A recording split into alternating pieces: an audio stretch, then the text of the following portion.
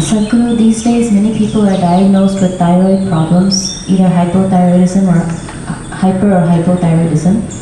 Even though we are consuming iodized salt, still thyroid problems are prevalent. What is the cause of the increase in these problems? Is it stress-related, like diabetes or hypertension? Can we overcome these conditions with Hatha Yoga or Kriya, or being in a consecrated space like Isha Center? What are the things we can do to come out of it? I think a whole lot of people have come out of it with Hatha Yoga practice, no question about it. Being in a consecrated place definitely adds to it.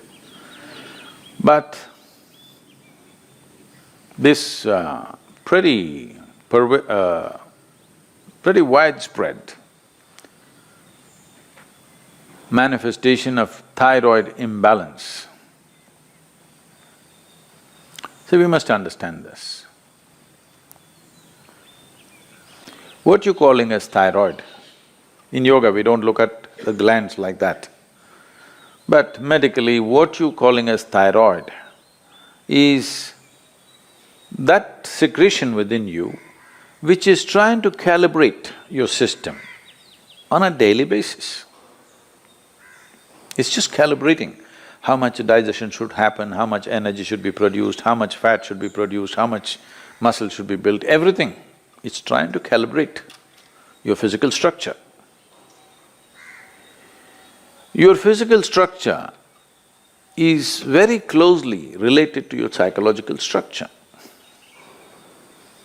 Today, there is substantial evidence to show you that if you sit here and think of the mountain, your glandular function will happen in a certain way.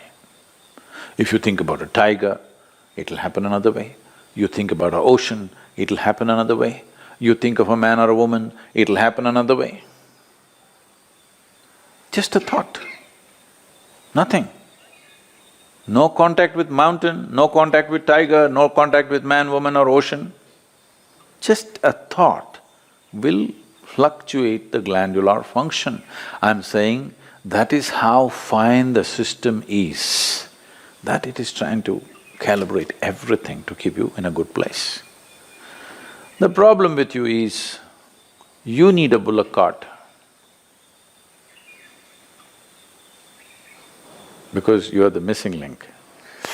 You need a bullock cart, but they gave you a fine spaceship. Every little thing will do a world of things. Simply if you touch it, go boom, waves of stuff happening in the system. Simply if you look like this and make one conclusion about the tree, this will go into many varieties of chemical and other kinds of variations. Glandular functions will change. Wherever you may be, whether you're in Mumbai or New York or London, wherever, just look at the situation in which you're walking. Maybe socially you've gotten used to those things, but look at the kind of atmosphere you're walking in, the number of things that are happening, none of them are conducive for this life. You might have gotten adjusted to it. Maybe now you can't live out of those cities, that's another matter.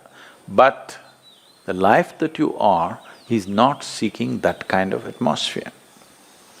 So the number of variations that are happening within you are not in your favor. Glandular dysfunction is just one manifestation. A very highly calibrated function of glandular function, one thing is the thyroid. It's easily noticeable. The first thing, your physiological and psychological parameters get thrown off a bit simply because disturbance. And another dimension is what's the disturbance that's happening from within you, your own psychological patterns. Another dimension of disturbance is what kind of food is getting into you. There is no way you can eat anything today which is not chemically infested. If you're eating very organic food, it's little organic chemicals they're using. It's come to that place. It's very difficult to eat something that's just grown in the wild forest, you can pluck out something and eat. That's very, very little, not even a small percentage of people are capable of eating that anymore. It's all from the marketplace. And what goes into the marketplace is all about more, not about what. And also this, in this country, all these things are gone now, don't worry.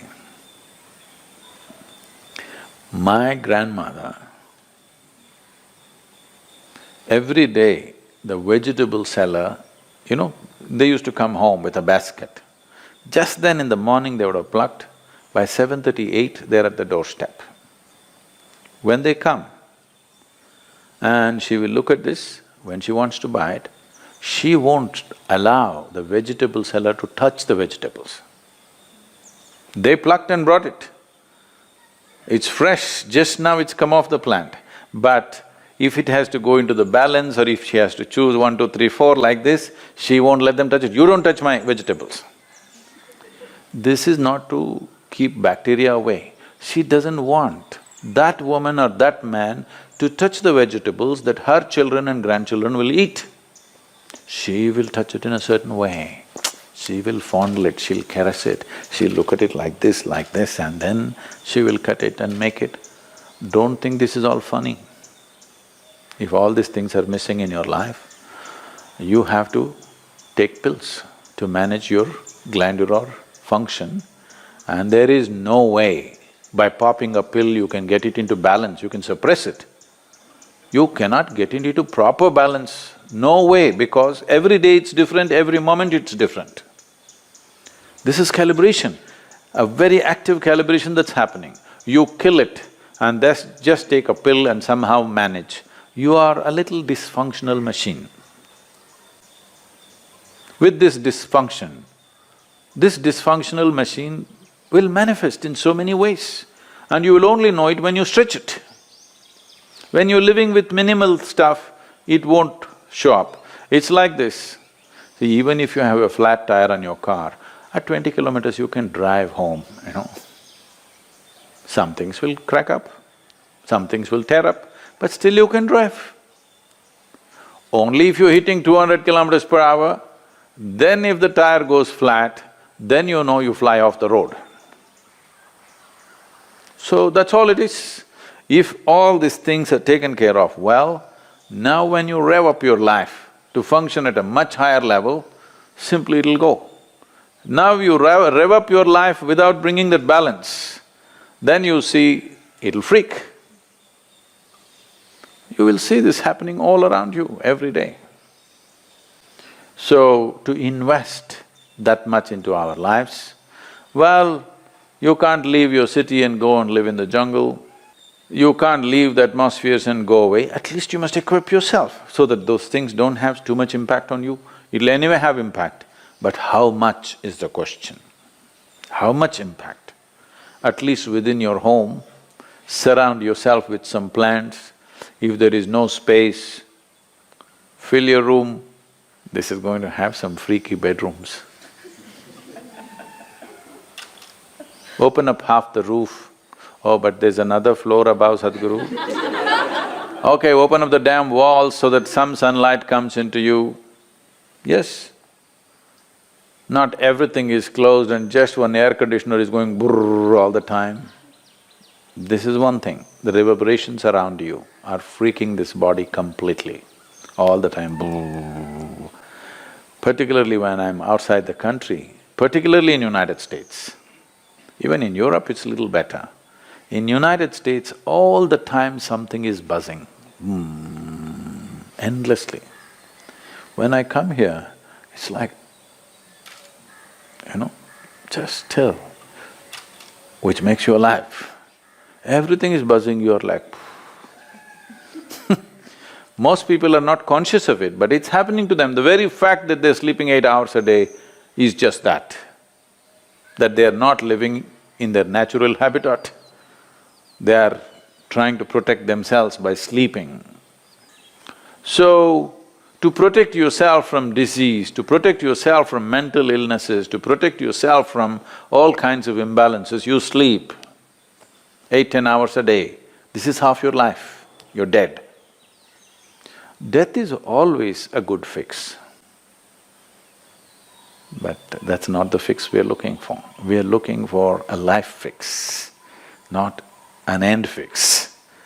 If you end something, it is fixed, isn't it? Fixed or no? Fixed, but not the way we want. We want to be here, alive and be fully fixed. So if this has to happen, you can. I know you may look freaky, even I will think you're freaky. But you can bring some plant life into place where you sleep. When you walk, you must always be conscious of the life other than human life. Most people are not even conscious of the human beings, so I'm reminding you, you must be conscious of everything that is alive. A tree, a plant, a blade of grass, a grasshopper hopping, and the people that you don't like are passing by. All kinds of things. You must be alive to everything. Don't need to do any, oh, I love the tree. You don't have to love the tree. You have to be nourished by it. That's the only way to live. You like it or not, it's nourishing you right now. Consciously, if you do it, everything will work better. Something as simple as being alive to everything around you, indiscriminately, may regularize your thyroid problems. Of course, morning hatha yoga is there, kriyas are there, all these things will definitely help, and the consecrated, powerfully consecrated spaces are there. Many things. One of the main reasons is human beings are becoming less and less active as technology grows. In a day, on an average human being, how much activity, physical activity they used to perform in the past, previous generations of people, and how much physical activity all of us are performing right now is abysmally low.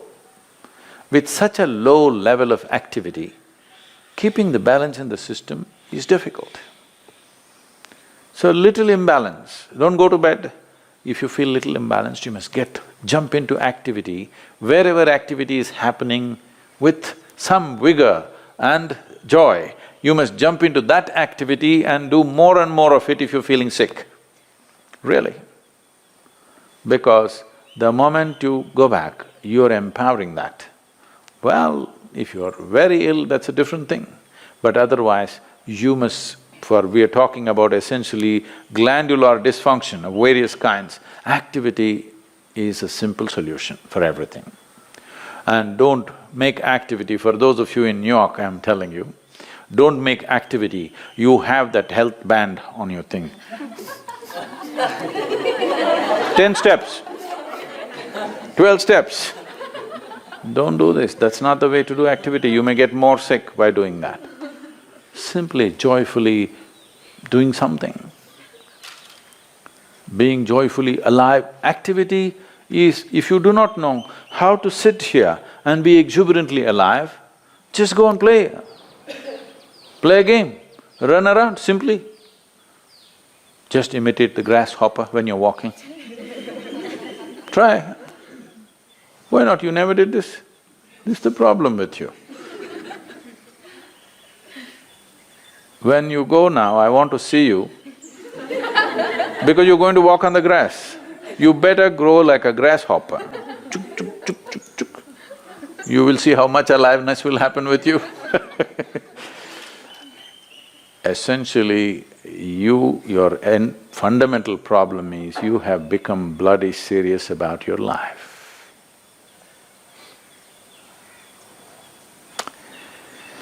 So, we have to again remind you, you will die anyway.